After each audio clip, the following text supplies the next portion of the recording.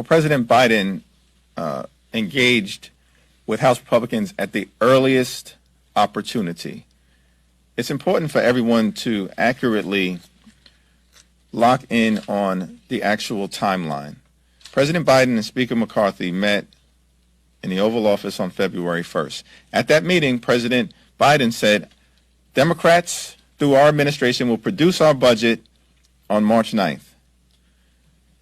And we need Republicans to produce your budget immediately thereafter, so we can understand what the basis of any conversation should be about the appropriate levels of spending moving forward, while at the same time making it clear that America should always pay our bills, avoid a default, and do it in the way that has been done under Democratic presidents and Republican presidents, including 3 times by House Democrats under the former president, Donald Trump, without gamesmanship, partisanship, and brinksmanship.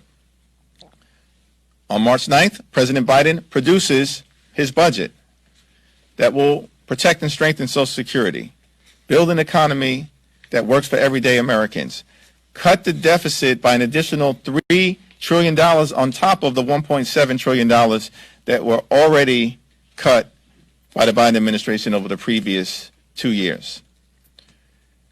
And then we were waiting for House Republicans to produce their budget. And in early March, they failed to produce their budget. Mid-March, failed to produce their budget. End of March, failed to produce their budget.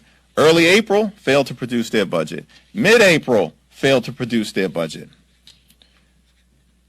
Then on April 25th, they don't produce a budget, they produce the Default on America Act, a ransom note with extreme cuts that will hurt veterans, military families, and everyday Americans.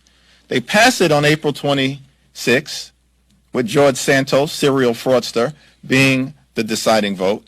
On April 27th, they get out of town. In fact, many of them were overseas.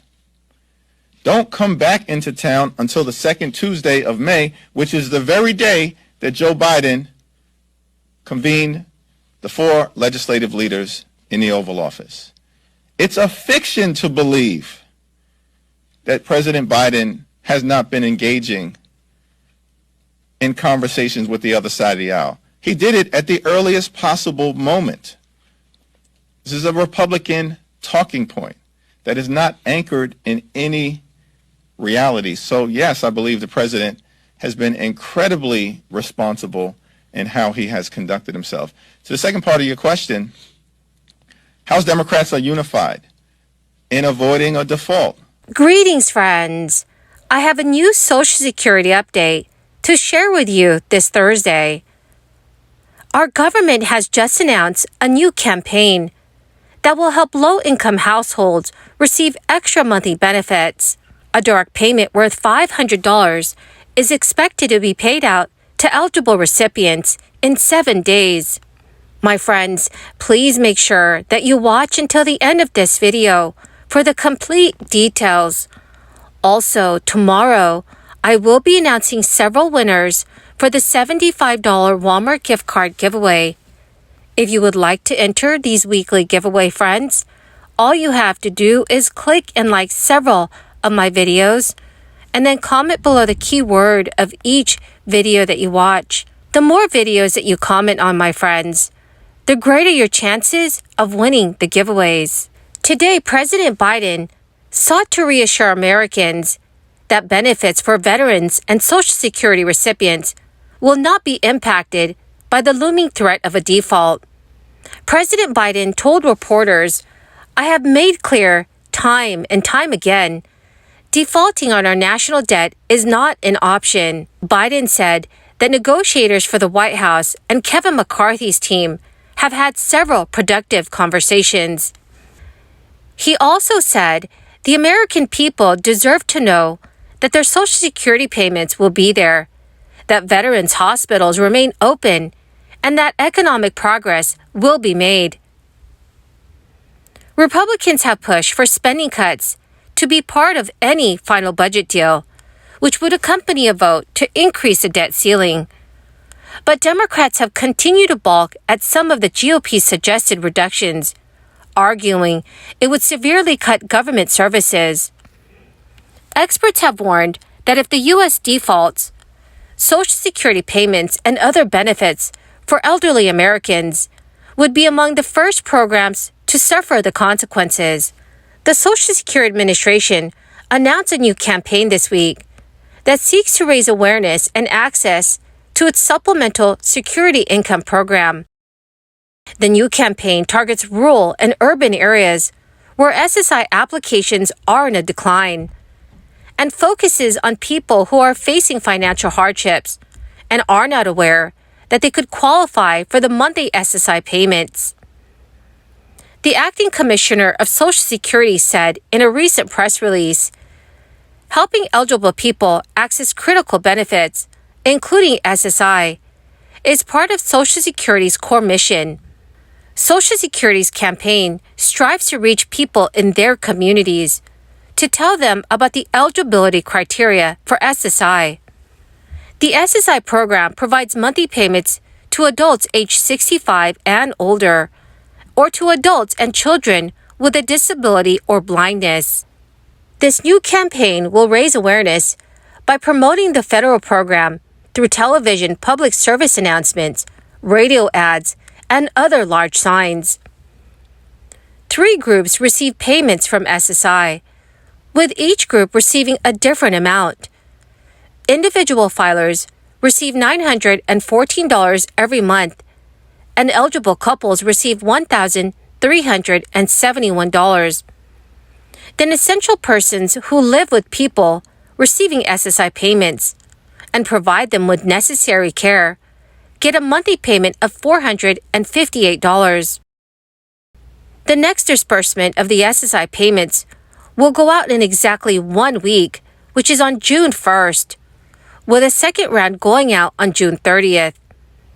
The payment is separate from the regular Social Security benefits, which go out to retirees.